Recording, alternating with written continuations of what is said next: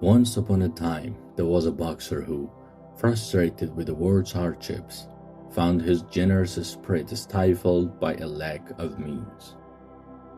He went to his father to complain, asking for permission to travel. "I wish to seek my fortune," he said, hoping to grasp a piece of happiness with the strength of my arms. He then added a proverb: "Talent and skill are wasted if they are not shown.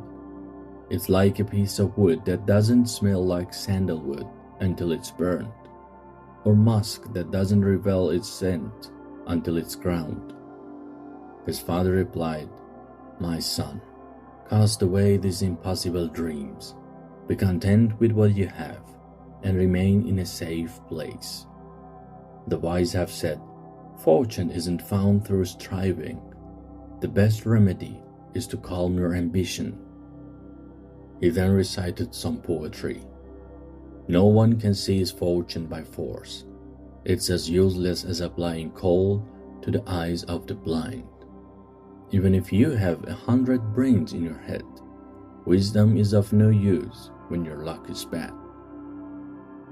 The son countered, "Father, there are countless benefits to travel.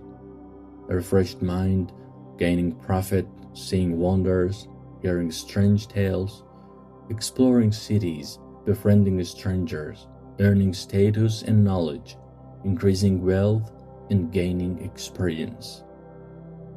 As the travelers of the path have said, as long as you stay stuck in your shop or home, you will never become a true person. Go and enjoy the world before the day you must leave it." The father responded, "My son, the benefits of travel are indeed as you say, but they are only guaranteed for 5 types of people. First, the wealthy merchant who, despite his abundance and power, has delightful servants and quick-witted apprentices.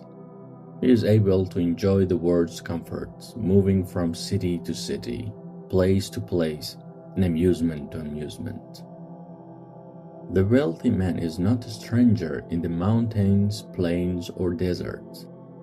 Wherever he goes, he sets up his tent and makes his home. But the person who can't achieve what he desires is a stranger in his own home and unrecognized. Second, the scholar who, with his sweet logic, eloquent power, and masterful rhetoric, is welcomed and honored wherever he goes. The existence of a wise person is like pure gold. Wherever they go, their worth and value are known. But an ignorant person of higher birth is like a counterfeit coin, which in a foreign land is not accepted for any price. Third, a handsome person whose company is sought by people of high taste.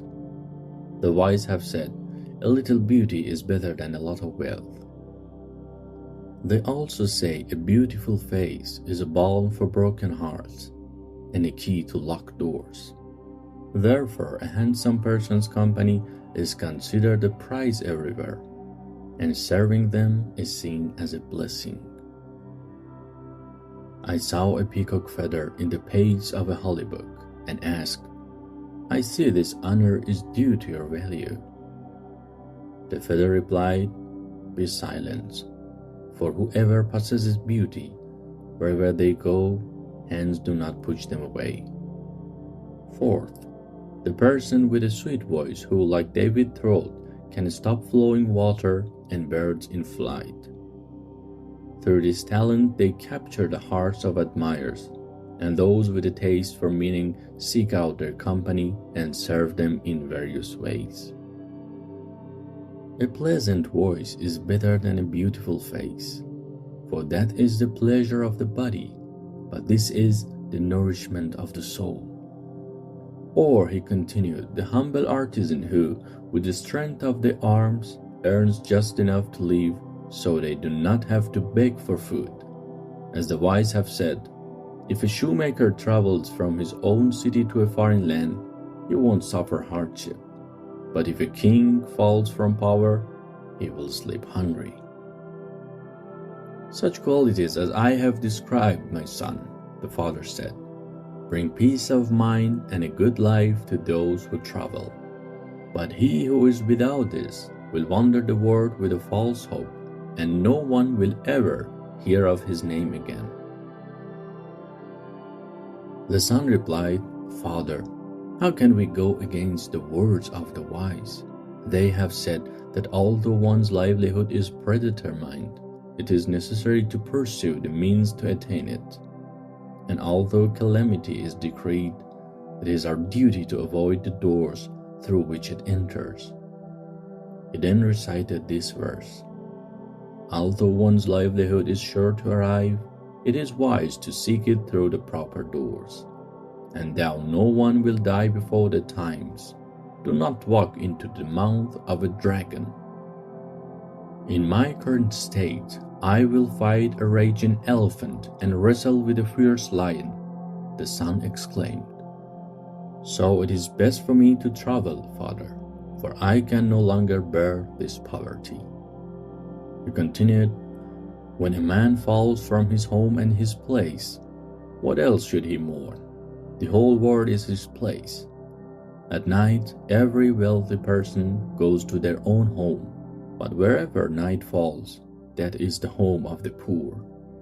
With that, he said goodbye to his father, asked for his blessing, and departed, saying to himself, when a talented person's luck is not on their side, they go to a place where the name is not known.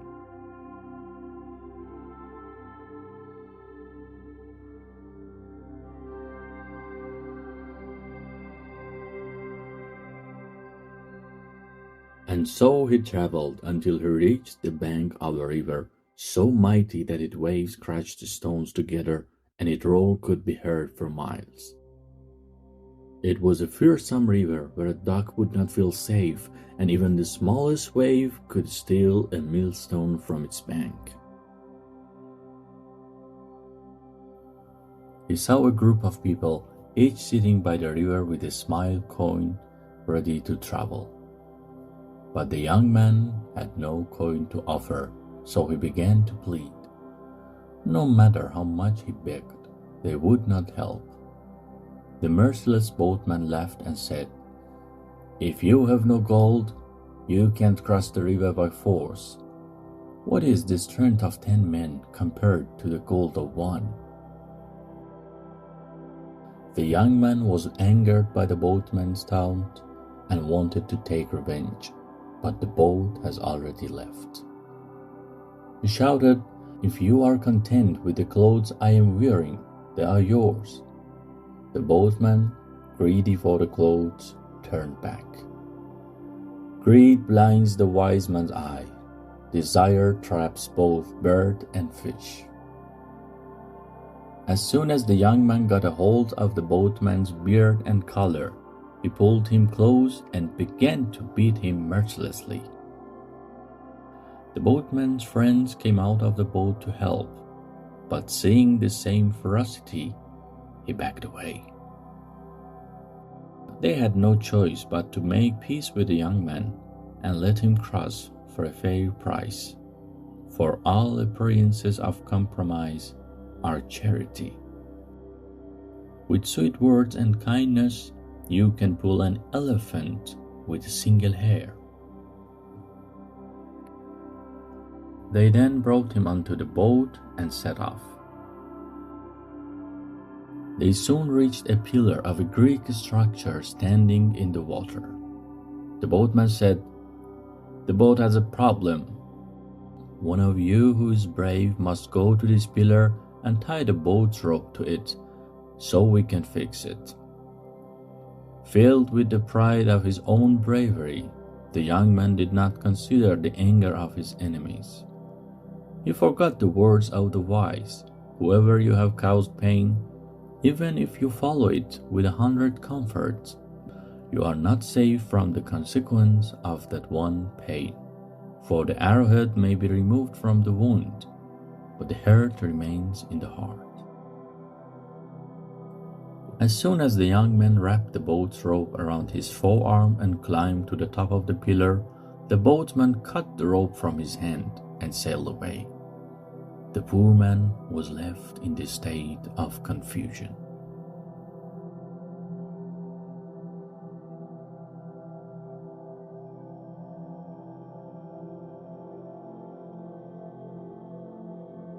He endured hardship and suffering for 2 days.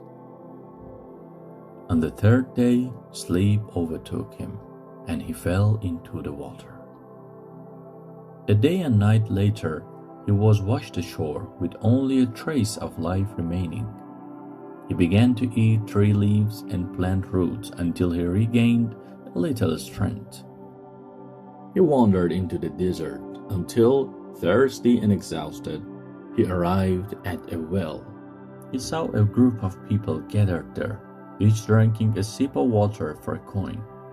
The young man had no coin. He pleaded and showed his helplessness, but they showed no mercy. He tried to take the water by force, but was unsuccessful. In his desperation, he beat a few of the men, but they overpowered him and beat him severely, leaving him wounded. When a net is full, it can beat an elephant, for all its might and ferocity. When ants are united, they can tear the skin of a fierce lion. Out of necessity, he followed the caravan. The night they reached a dangerous place, known for thieves. He saw the travelers trembling with fear, their hearts filled with dread. He said, "Do not worry, for I alone can face many, and the other young men will also help." With his boast, the travelers were reassured, and they were happy to have him among them. They felt it was their duty to provide him with food and water. The young man's stomach was burning with hunger, and he had lost all patience. He ate a few mouthfuls with great appetite and drank some water, and he fell asleep.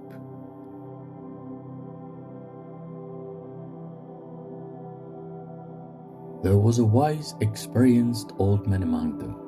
He said, "Friends, I am more worried about this escort of yours than about the thieves. How do you know that this man is not also one of the thieves who has been planted among us to alert his friends when the time is right? The bite of a tooth from an enemy who appears to be a friend is worse. I believe it is best to leave him sleeping and move on." The young men found the old man's advice convincing and, filled with a sense of dread for the boxer, packed their belongings and left the young man sleeping.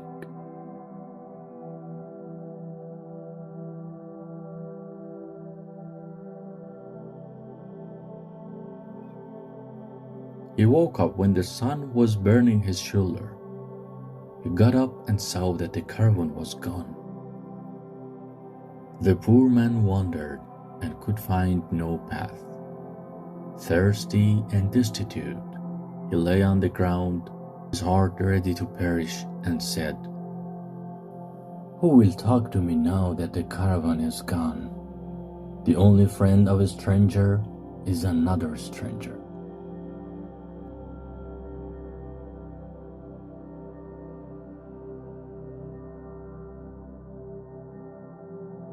As the poor man was speaking, a prince who had been separated from his hunting party stood over him, listening and observing his appearance. He asked, "Where are you from, and how did you come to be in this state?" The young man recounted some of his misadventures.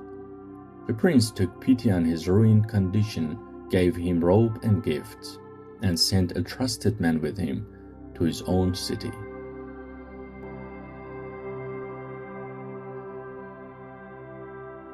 His father was overjoyed to see him and gave thanks for his safe return. That night, the young man told his father about everything that had happened. The state of the boat, the injustice of the boatman, the villagers at the well, and the betrayal of the caravan. The father said, "My son, did I not tell you when you were leaving that the poor are without strength and the powerful claws are broken?" The son replied, "Father, one must suffer hardship to find treasure, put one's life in danger to triumph over an enemy, and scatter seeds to gather a harvest. Do you not see that with a little hardship I have gained great comfort, and from sting I have brought back much honey? If a diver fears the mouth of a shark, he will never grasp a precious pearl." He continued, "The lower millstone does not move, so it must endure the great weight. What does a fierce lion eat at the bottom of a cave? What strength does a grounded falcon have? As long as you try to hunt while at home, your hands and feet will be as weak as a spider's." The father said, "My son, this time fate helped you and fortune guided you.